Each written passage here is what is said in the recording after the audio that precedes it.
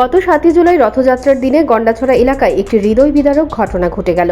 একদল দুষ্কৃতী একটি নিরপরাধ ছেলে পরমেশ্বর রিয়াংকে ধরে তার উপর মারাত্মক অত্যাচার ও মারধর করে, যার ফলস্বরূপ শুক্রবার এই তরুণ জীবন শেষ নিঃশ্বাস ত্যাগ করল।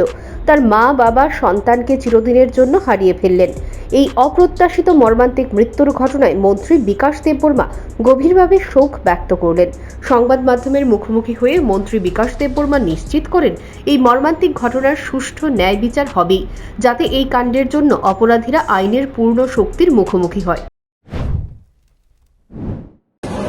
दोषी खनियानो फरायसाफोरनो जों फियोगिया बावनो जों उचित बिचार होनाय उचित बिचार मोननाय ताई आं अबगो जत आंनि प्रिय खाजानि थाखोखौ बुहुम संनो जों शान्ति सम्प्रीति बजाय माननानै लायनाय जों जतन थानसाखै दंलायनाय जोंनि एक त्रिपुरा शास्त्र त्रिपुरा खायनाय जों बाय'चेर गाहाम खायनाय যারা ও केसে जड़ित दङ इनभल्व दङ যে সফল অন্থুং বন মুখ্যমন্ত্রীর নির্দেশ রেখা কেমন কোনো রেহাই রেখলা কেমন কোনো ফিয়গলা আं खोनागा যারা দুষি খানিরক বড় রমজাখা হনো এবং মনি বুকলকা যারা তংনাই আনি লগি দङ আনি উদনি লোকালनि एमडीसी भूमिका नन्दरिया आरो मुख्यमंत्री साखा जे नोंथांदि नायदि आं फायनाय फैगा नालाय खारिमो सिसा जोंनो खिबाय थांगा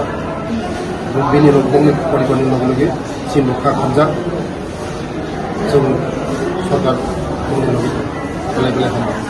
এই কঠিন সময়ে মন্ত্রী রয়েছেন প্রয়াতের পরিবারের পাশে বলে জানালেন। দোষীদের শাস্তি দাবি করল জনগণ। Bureau report, news prime Tripura.